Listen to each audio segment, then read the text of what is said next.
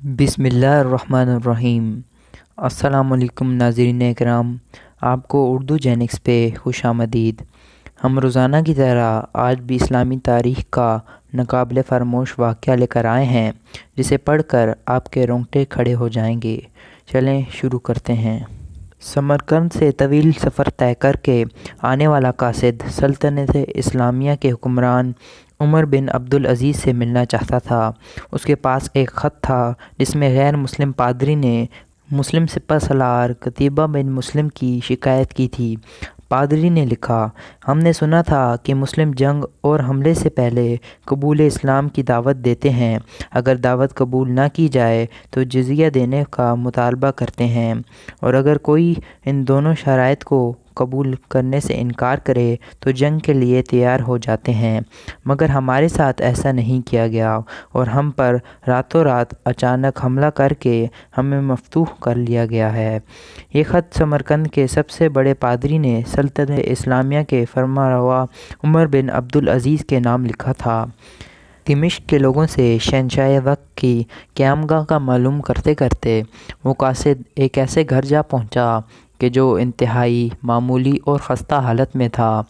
ایک شخص دیوار سے لگی سیڑھی پر چڑھ کر چھت کی لپائی کر رہا تھا، اور نیچے کھڑی ایک عورت گھارا اٹھا کر اسے دے رہی تھی۔ جس راستے سے آیا تھا واپس اسی راستے سے ان لوگوں کے پاس جا پہنچا جنہوں نے اسے راستہ بتایا تھا۔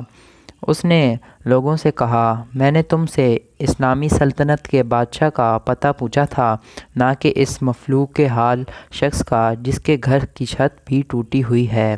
لوگوں نے کہا، ہم نے تجھے پتہ ٹھیک ہی بتایا تھا، وہی حاکم وقت عمر بن عبدالعزیز کا گھر ہے۔ قاصد پر مایوسی چھا گئی اور بے دلی سے دوبارہ اسی گھر پر جا کر دستک دی۔ جو شخص کچھ دیر پہلے تک لپائی کر رہا تھا وہی اندر سے نمودار ہوا۔ قاصد نے اپنا تعارف کرایا اور خط عمر بن عبدالعزیز کو دے دیا۔ عمر بن عبدالعزیز نے خط پڑھ کر اسی خط کی پشت پر لکھا، عمر بن عبدالعزیز کی طرف سے سمرقند میں تعینات اپنے عامل کے نام ایک قاضی کو مقرر کرو جو پادری کی شکایت سنے۔ مہر لگا کر خط واپس قاصد کو دے دیا۔ سمرقند لوٹ کر قاصد نے خط کا جواب اور ملاقات کا احوال جب پادری کو سنایا تو پادری پر بھی مایوسی چھا گئی۔ اس نے سوچا، کیا یہ وہ خط ہے جو مسلمانوں کے اس عظیم لشکر کو ہمارے شہر سے نکالے گا؟ انہیں یقین تھا کاغذ کا یہ ٹکڑا انہیں کوئی فائدہ نہیں پہنچا سکے گا، مگر کوئی اور راستہ بھی نہ تھا۔ چنانچہ خط لے کر ڈرتے ڈرتے امیر لشکر اور حاکم سمرقند قتیبہ بن مسلم کے پاس پہنچے۔ قتیبہ نے خط پڑھتے ہی فوراً ایک قاضی کا تعین کر دیا جو اس کے اپنے خلاف سمرقندیوں کی شکایت سن سکے۔ قاضی نے پادری سے پوچھا، کیا دعویٰ ہے تمہارا؟ پادری نے کہا، قتیبہ نے بغیر کسی پیشگی اطلاع کے ہم پر حملہ کیا۔ نہ تو اس نے ہمیں اسلام قبول کرنے کی دعوت دی تھی اور نہ ہی ہمیں کسی سوچ و بچار کا موقع دیا تھا۔ قاضی نے قتیبہ کو دیکھ کر پوچھا، کیا کہتے ہو تم اس دعوے کے جواب میں؟ قتیبہ نے کہا، قاضی صاحب، جنگ تو ہوتی ہی فریب اور دھوکہ ہے۔ سمرقند ایک عظیم ملک تھا، اس کے قرب و جوار کے کم تر ملکوں نے نہ تو ہماری کسی دعوت کو مان کر اسلام قبول کیا تھا اور نہ ہی جزیہ دینے پر تیار ہوئے تھے، بلکہ ہمارے مقابلے میں جنگ کو ترجیح دی تھی۔ سمرقند کی زمینیں تو اور بھی سرسبز و شاداب اور زور آور تھیں۔ ہمیں پورا یقین تھا کہ یہ لوگ بھی لڑنے کو ہی ترجیح دیں گے۔ ہم نے موقع سے فائدہ اٹھایا اور سمرقند پر قبضہ کر لیا۔ قاضی نے قتیبہ کی بات کو نظر انداز کرتے ہوئے دوبارہ پوچھا، قتیبہ، میری بات کا جواب دو، تم نے ان لوگوں کو اسلام قبول کرنے کی دعوت، جزیہ یا پھر جنگ کی خبر دی تھی؟ قتیبہ نے کہا، نہیں قاضی صاحب، میں نے جس طرح پہلے ہی عرض کر دیا ہے کہ ہم نے موقع سے فائدہ اٹھایا تھا۔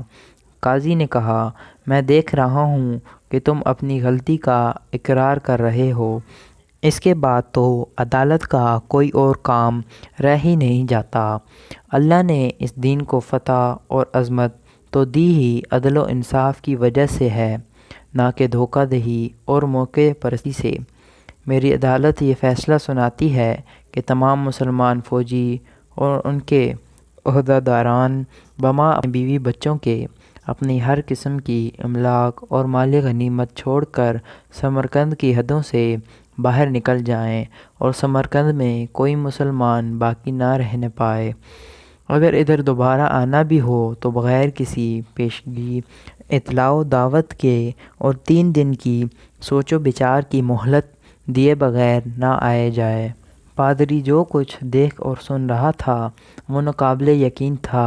چند گھنٹوں کے اندر ہی مسلمانوں کا عظیم لشکر قافلہ در قافلہ شہر کو چھوڑ کر جا چکا تھا۔ سمرقندیوں نے اپنی تاریخ میں ایسا کبھی نہیں دیکھا تھا کہ جب طاقتور فاتح قوم کمزور مفتوح قوم کو یوں دوبارہ آزادی بخش دے۔ ڈھلتے سورج کی روشنی میں لوگ ایک دوسرے سے سرگوشیاں کرنے لگے کہ یہ کیسا مذہب اور کیسے پیروکار ہیں۔ عدل کا یہ معیار کہ اپنوں کے خلاف ہی فیصلہ دے دیں اور طاقتور سپہ سالار بھی اس فیصلے پہ سر جھکا کر عمل بھی کر دے۔ تاریخ گواہ ہے کہ تھوڑی ہی دیر میں پادری کی قیادت میں تمام شہر کے لوگ گھروں سے نکل کر لشکر کے پیچھے سرحدوں کی طرف دوڑے اور لا الہ الا اللہ محمد الرسول اللہ کا اقرار کرتے ہوئے ان کو واپس لے آئے کہ یہ آپ کی سلطنت ہے اور ہم آپ کی رعایا بن کر رہنا اپنے آپ کے لیے فخر سمجھیں گے۔ دین رحمت نے وہاں ایسے نقوش چھوڑے کہ سمرقند ایک عرصہ تک مسلمانوں کا دارالخلافہ بنا رہا۔ ناظرین اکرام، کبھی رہبر دو عالم حضرت محمد صلی اللہ علیہ وآلہ وسلم کی امت ایسی ہوا کرتی تھی۔ آج غیر مسلم تو دور کی بات، مسلمان سے مسلمان کو کوئی امان نہیں۔ ویڈیو اچھی لگے تو ویڈیو کو لائک اور شیئر ضرور کریں اور آنے والی ویڈیوز کے لیے چینل کو سبسکرائب کر لیں۔ شکریہ۔